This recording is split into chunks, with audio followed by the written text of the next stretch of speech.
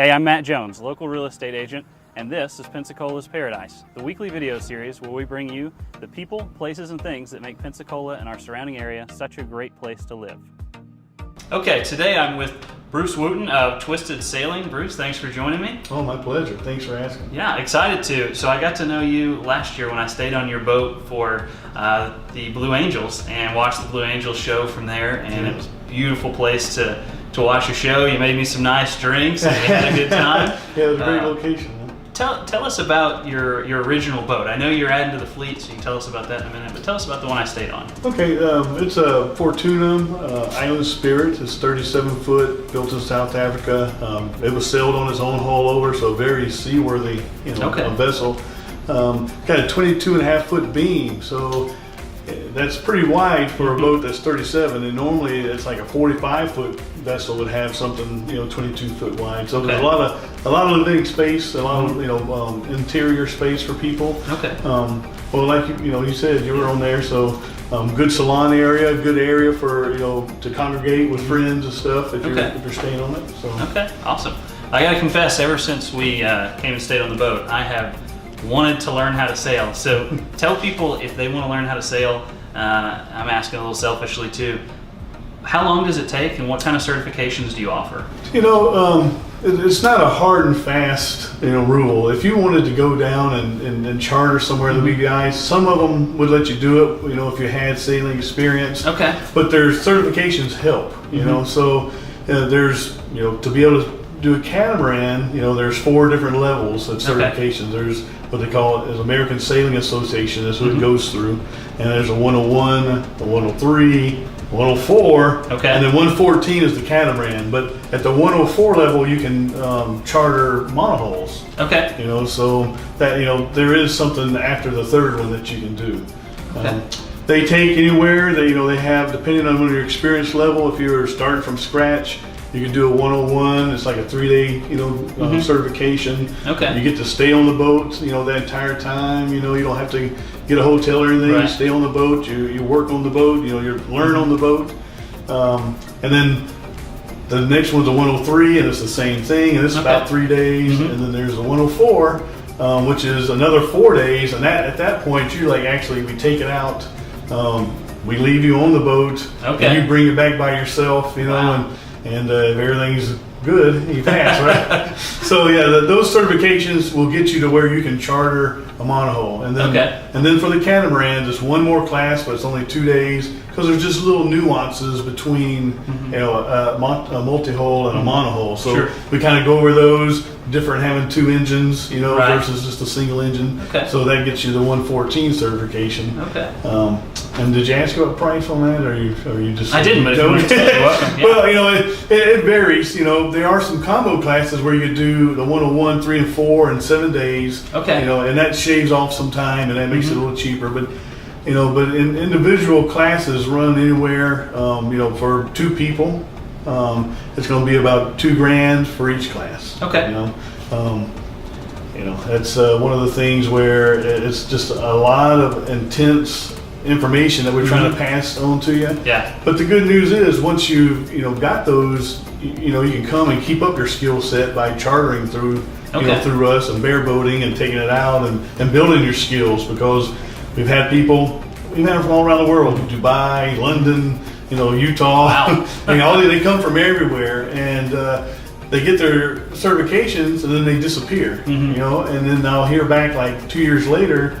Oh yeah, they need a refresher. Yeah, we haven't sailed since we were there, and so they get to come back and get a little refresher on boats that they're already familiar with, and so it's pretty well laid out.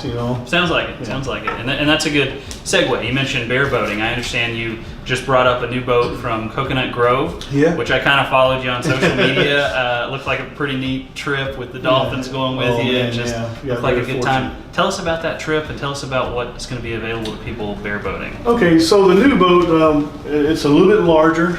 It's a 40 foot versus a 37, but once again, it's an Island Spirit, South African built, so same look, overall.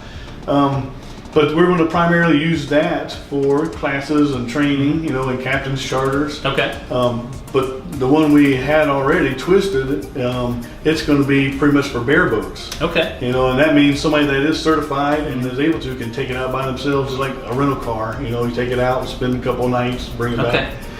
So tell us about your trip from Coconut Grove. Okay, yeah. So, we started down there. It's a total of 600 nautical miles.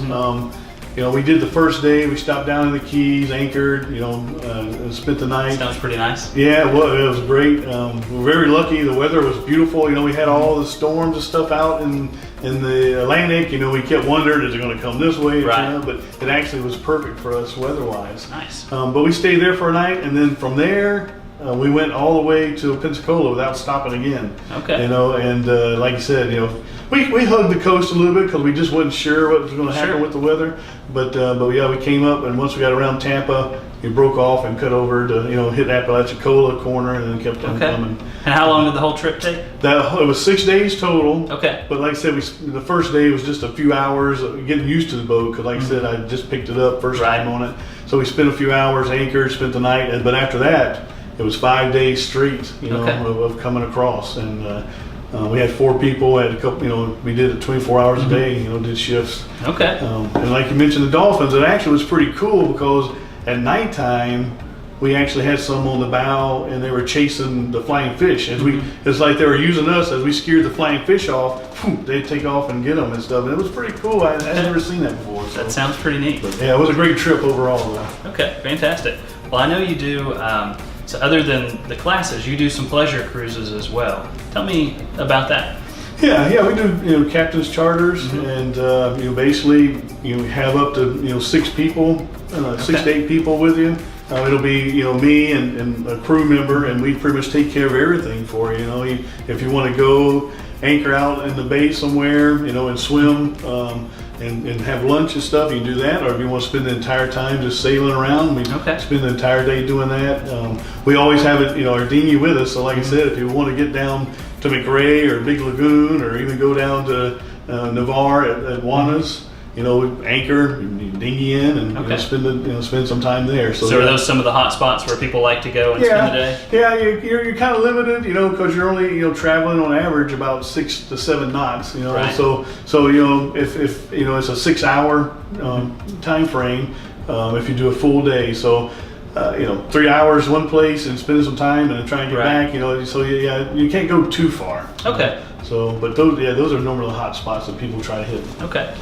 Where is the best place to catch a sunset on the water in Pensacola? Well, you know, off a boat, right? Right, yeah. Yeah, I mean, yeah, we have some, you know, just have been out there and we've been talking about doing sunset cruises. That's something that we have a lot of interest in. Okay. We definitely can do it where we did do a thing for charity where we raffled off a sunset cruise with a dinner. Okay. You know, there was a chef that raffled off his time with it, so he actually prepared the dinner. So chef come on the boat, and they got the sunset cruise. Yeah, and sure nice. did.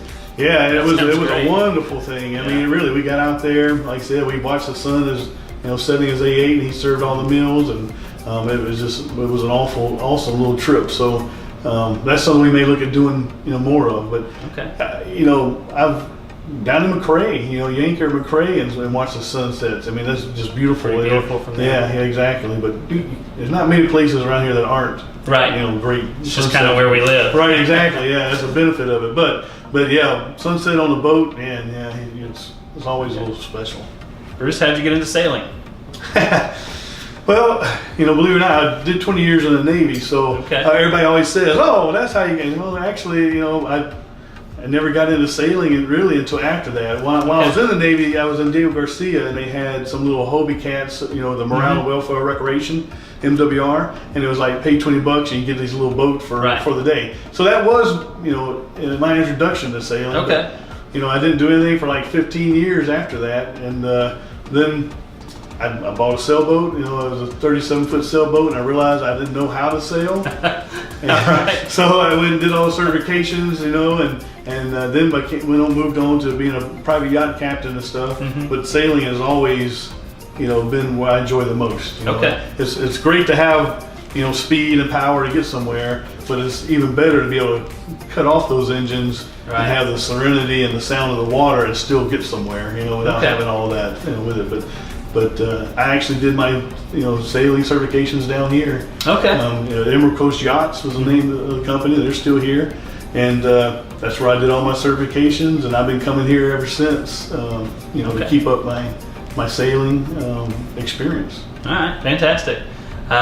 Bruce, if people want to learn more about Twisted Sailing, getting their certifications, or even just taking a pleasure cruise with you, where can they go to find out more about that?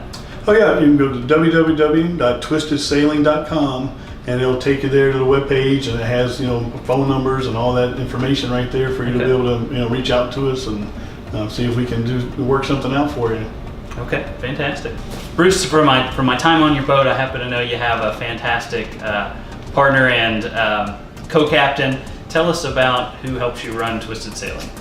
That's my wife, Vicki, and she and I have been doing this together all along, and couldn't have asked for a better deckhand, partner, everything. I mean, she's a hard worker, and the way we got this second boat, it really was, I woke up one morning, saw advertising for it, I just sent it to her and said, hey, what do you think about this boat? And she came back to buy it. There you go. Wow, okay. Not many wives are like encouraging people to buy a second boat, so, absolutely. But that's the way she is. She's, definitely somebody that enjoys the water more than I do, and she motivates me and gets me moving to enjoy it in different ways. So yes, that's, thanks for asking about her. Yeah, well, thanks for coming to talk with me, and tell Vicki I said hi. It's been a pleasure. Oh, it's been a pleasure. Thank you very much.